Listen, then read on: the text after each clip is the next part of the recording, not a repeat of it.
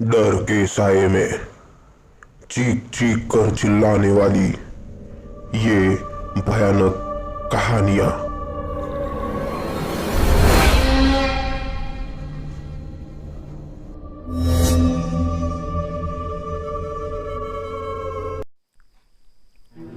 ये कहानी है रूपाली शर्मा की। मैं रूपाली शर्मा अपने शादी के बाद सापुतारा घूमने गई थी। यह तब का अनुभव है जब मैं और मेरे पति हमारी नई शादी करके हनीमून के लिए सापुतारा घूमने आए थे।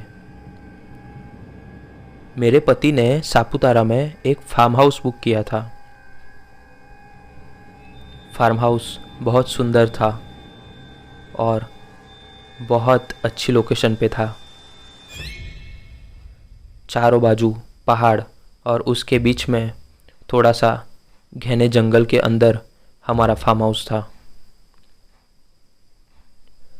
बहुत सुंदर और एकांत जगह थी। फार्म हाउस की एक केयर टेकर भी थी जो फार्म हाउस को संभाल रही थी। हम लोग तकरीबन रात को 8 बजे फार्म हाउस में पहुँचे। हम लोग लॉन्ग जर्नी करके आए थे बाय कार, इसलिए हम लोग बहुत थके हुए भी थे। केयर टेकर ने हमारे लिए डिनर बना के रखा था।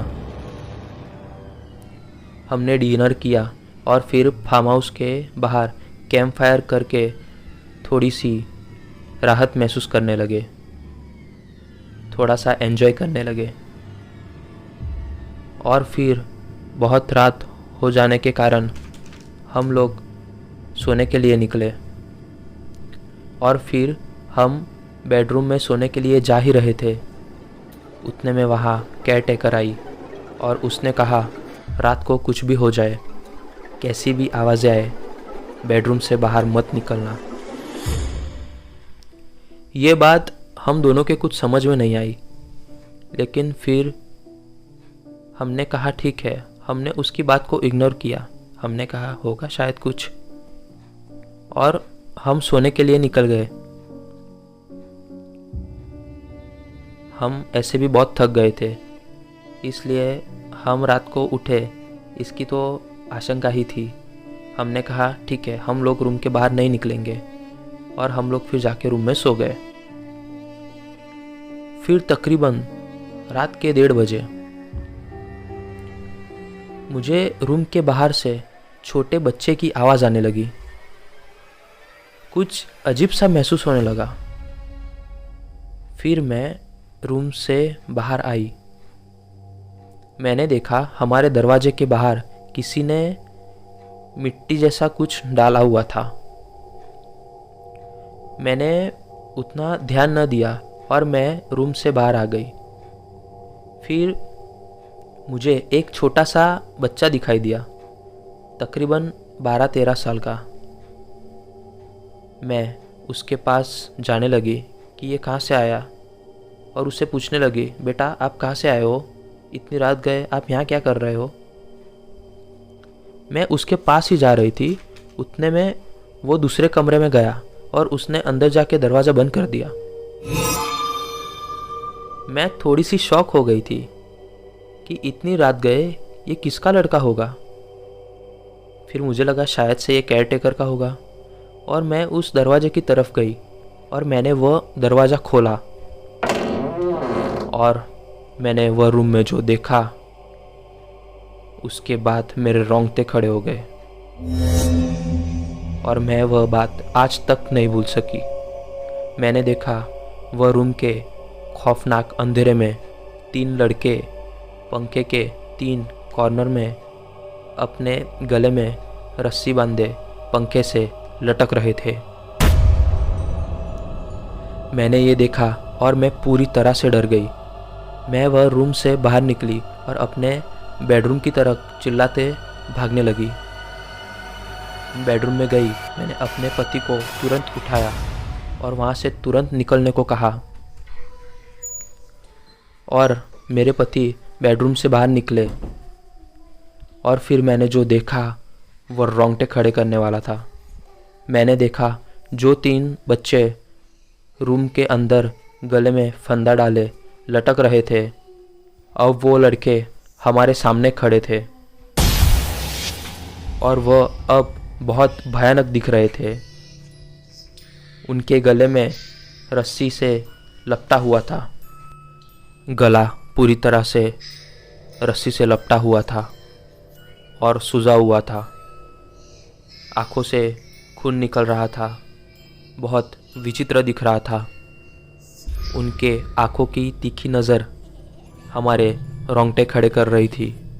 अब मैं और मेरे पति दोनों ये देख के बहुत डर गए और वहाँ से भागने के लिए रास्ते ढूंढने लगे। लेकिन हमारी किस्मत अच्छी थी कि उतने में हमारा आवाज़ सुन के केयर टेकर आ गई और केयर टेकर के हाथ में एक तावीज़ था। जैसे ही वो तावीज़ लेके आई, उतने में ये 3 लड़के वहाँ से हमारे सामने से अदृश्य हो गए। लेकिन हमें पता नहीं था कि ये सब क्या था। हमने वो केयर टेकर से पूछा कि ये हमारे साथ क्या हो रहा था। हमने ये पहली बार ऐसा कुछ महसूस किया था और हम लोग बहुत डर गए। तब केयर टेकर ने कहा, मैंने तुम्हें रात को कहा था कुछ भी हो जाए, कैसी भी आवाज़ें आए, रूम से बाहर मत निकलना। मैंने इसलिए तुम्हारे रूम के बाहर ये सफ़ेद लक्ष्मण रेखा बांधी थी, जिससे वो 3 भयानक खौफनाक साए तुम्हारे रूम के अंदर ना आ सके। लेकिन तुम लोग ही बाहर आ गए। तब रूपाली ने पूछा कि खौफनाक साए?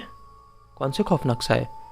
तब वो केयर टेकर ने कहा कि बहुत साल पहले ये जगह एक श्रापित थी और यहाँ पे एक डायन रहती थी और वह डायन ने 3 बच्चों की बलि दी थी इस जगह पे, अमर बनने के लिए, शक्तियाँ प्राप्त करने के लिए। लेकिन फिर गांव वालों को पता चलते ही उसने ये डायन को यहाँ से भगा दिया। शायद से मार भी डाला हो, इतना मुझे पता नहीं। लेकिन मुझे सिर्फ इतना पता है कि गांव वालों ने उस डायन को ये जगह से बहुत दूर डाके कहीं पे डाल दिया था। लेकिन उसने ये 3 बच्चों की बलि ली थी और तब से लेके आज तक वो लोग ये जगह में घूमते हैं। और वो जो रूम है, वो रूम यानी वो डायन का बसेरा था।